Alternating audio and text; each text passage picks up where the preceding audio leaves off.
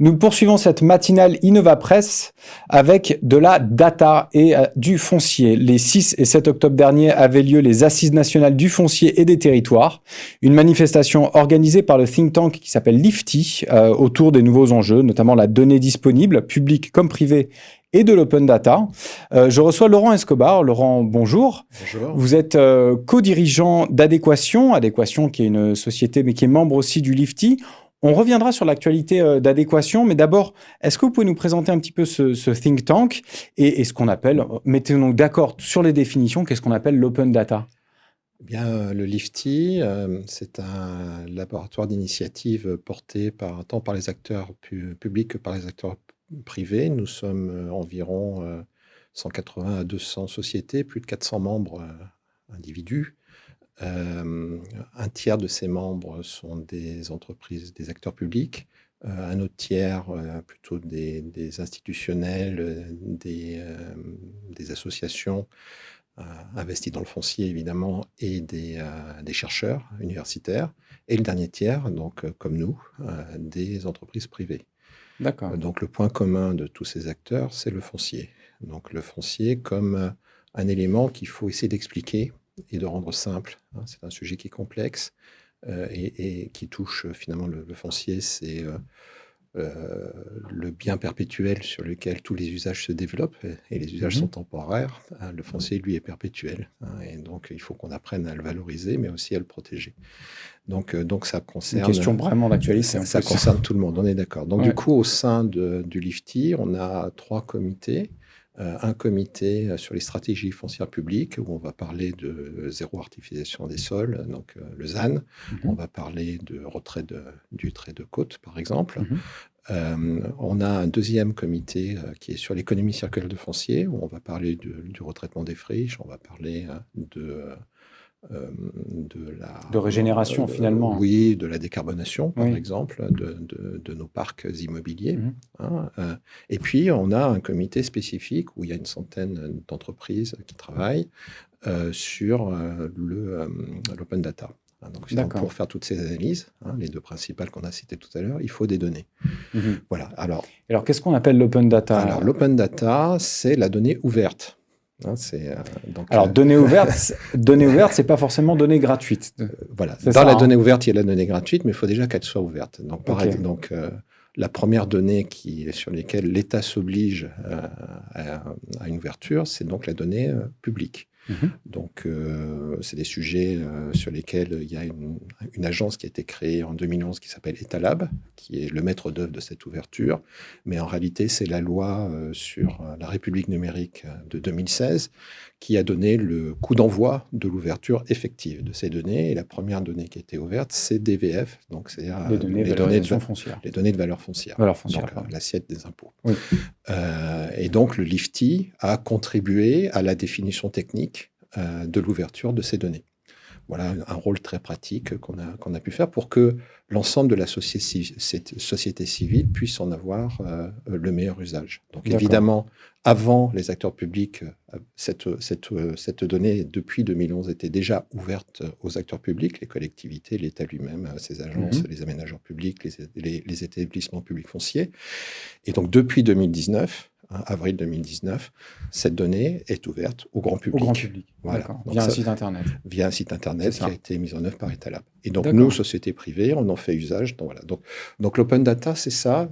Et donc évidemment, ce champ de l'ouverture par le public, DVF, c'était la pose d'une première pierre. Et donc depuis, d'autres données ont été ouvertes et c'est pas fini. Au fur et à mesure. Voilà, donc l'open data, c'est ça. C'est déjà des données grevées de droit au départ. Donc on utilise, on va dire, dans un entre-soi pour, par exemple, pour une fiscalité, pour un processus administratif et qu'on décide d'ouvrir à tout le monde pour qu'on puisse l'utiliser. Donc là, l'État le fait gratuitement. D'accord. Et donc, côté privé, on peut avoir le même type de processus d'ouverture. Moi, par exemple, je produis des données. Aujourd'hui, elles sont réservées à l'usage exclusif de mes clients et je peux décider de les ouvrir plus En largement. partie ou en totalité En partie, en totalité. Pour certains thèmes, peut-être. Exactement, et les ouvrir une partie gratuitement et une partie, évidemment, de manière rémunérée. D'accord. Alors, vous parlez de données publiques, données privées. Ça a été le sujet d'un référé de la Cour des comptes de mai dernier, qui épinglait d'abord, dans un premier temps, la politique, la donnée publique à usage de la politique du logement, peu mobilisable, complexe, peu actualisée, et aussi ils alertaient sur un certain risque de dépendance de la donnée privée, enfin de cette donnée publique à la donnée privée, qui était parfois utilisée pour les données sur le logement notamment. Qu'est-ce que vous en pensez de ces mises en garde ? Bon, d'abord, elles sont censées, hein, c'est-à-dire qu'il y a une part de vérité absolue là-dedans, c'est que c'est vrai que la donnée publique est de conception un peu ancienne, hein, ça date, on va dire, des années 60 ou 70, donc évidemment les modèles ont été révisés, mais quand même, on est sur des vieux systèmes d'information avec une manière de délivrer la donnée qui est très statistique, hein, donc c'était l'usage qu'on souhaitait à l'époque et qui était suffisant probablement. Et on parle là au-delà de la numérisation. Hein. Oui. C'est-à-dire qu'en fait, la plupart des données publiques, telles qu'elles sont délivrées aujourd'hui, elles sont rétrospectives, c'est-à-dire elles vous parlent au mieux le trimestre dernier, souvent l'année dernière, voire il y a 2 ans ou 3 ans. Hein, les données de recensement, par exemple, de l'INSEE. C'est vrai. Elles datent pas du mois dernier, elles sont tout plus à fait anciennes. Hein, mais bon, et toutes les données publiques ont un peu cet effet de rétroviseur. C'est vrai que c'est un exemple un peu abrupt parce que c'est difficile, mais j'imagine que pour d'autres données plus spécifiques, ça doit être un peu plus simple en tout cas, c'est ça? Oui, mais surtout, si vous voulez, donc vous avez toujours l'effet rétroviseur, vous avez l'effet indicateur, c'est-à-dire en fait, on ne publie pas une donnée géolocalisée, mais on publie une donnée qui va être communiquée en termes d'indicateurs de conjoncture, par exemple. Et on va donner la moyenne de ce qui s'est passé en France ou dans une région. Hein, donc c'est plutôt ça l'objectif principal qui était donné à ces informations publiques jusqu'à présent, ou jusqu'à peu de temps. Hein, et donc effectivement, aujourd'hui, on rentre... et donc, du coup, ça manquait un peu de précision aussi. Hein, donc, on avait des grands indicateurs généraux, mais sur finalement peu d'informations. Donc, aujourd'hui, effectivement, pour ne serait-ce que mener des politiques publiques, on rentre dans quelque chose qui est beaucoup plus complexe. Hein, donc, où il faut travailler en temps réel, c'est-à-dire des données actuelles, voire en prospective, hein, c'est-à-dire se projeter vers le futur. Il faut mélanger plusieurs informations pour que ça fasse sens. Hein, c'est-à-dire qu'il faut comparer la démographie, les prix et les objectifs carbone, par exemple. Hein, donc, ça, c'est nouveau. Il y a 10 ans, on n'y pensait pas. Hein, et il faut aussi faire ça à des échelles territoriales plurielles et donc souvent fines. Gérer la décarbonation, c'est un bâtiment qu'on doit décarboner, c'est un quartier, c'est une ville. Et c'est l'addition de cas particuliers qui fera que globalement en France, on atteindra nos objectifs. Donc, on a besoin aujourd'hui de sets d'informations beaucoup plus riches. Hein. D'où le privé. Enfin, d'où la donnée privée. Alors, déjà, d'où le fait que le public déjà continue à s'organiser pour fournir une information géolocalisée et mobilise tous ses services. Donc, on a commencé avec DVF, ce qui était très bien au niveau de la DGFiP. Donc, c'est un premier pas. Nécessaire, mais pas suffisant. Il y a d'autres fichiers fonciers que doit ouvrir absolument la DGFiP, et je sais qu'ils y travaillent. Mais il y a aussi, par exemple, des données bâtimentaires. Donc, le Centre national des techniques du bâtiment, CSTB, donc, qui est une agence d'État, a mis en place et a ouvert en avril une banque de données bâtimentaires, 20 millions de bâtiments géolocalisés, un jumeau numérique, finalement, du bâti en France, dans lequel il y a une vingtaine de corps de l'État qui ont publié leurs données localisées à l'immeuble, toutes les données publiques sur un immeuble, 20 informations. Alors, pour vous donner le pendant, par exemple, le pendant privé, il y a un acteur qui est membre du LIFTI, qui s'appelle Namer. Namer, donc, lui aussi fait un jumeau numérique qui est finalement le pendant de ce qu'a fait CSTB, c'est le même. Au départ, c'est les mêmes bâtiments, 20 millions. Et eux sont en train de réunir dessus 150 données différentes qui viennent qualifier un bâtiment. D'accord. 150. À comparer aux 20. Contre 20. Dans les 150, il y a les 20. Bien sûr. Fournis en open data par le public, mais Bien il y sûr. en a 130 autres.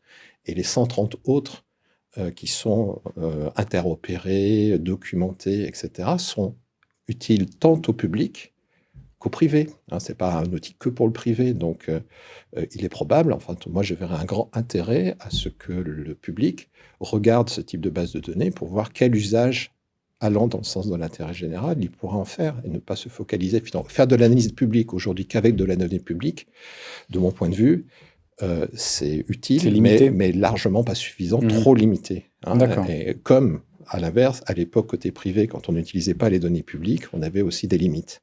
D'accord. Alors, face à ces enjeux, comment se positionne Adéquation? Quelle est votre actualité, on peut dire? Oui, alors Adéquation, c'est une société d'études et de conseils spécialisée dans l'observation et la programmation des marchés immobiliers résidentiels. Ça, c'est notre métier. Donc là-dedans, on a une base de données qui est spécifique, qui est un actif singulier que personne d'autre en France ne produit. C'est tout le suivi en temps réel, quasi temps réel, de la commercialisation des opérations de logement neuf, immeuble par immeuble, logement par logement, sur l'ensemble de la France métropolitaine, même si on fait quelques départements d'outre-mer. On ne les fait pas tous, mais on le fera un jour. Donc, il n'y a pas de souci là-dessus, on s'y attelle.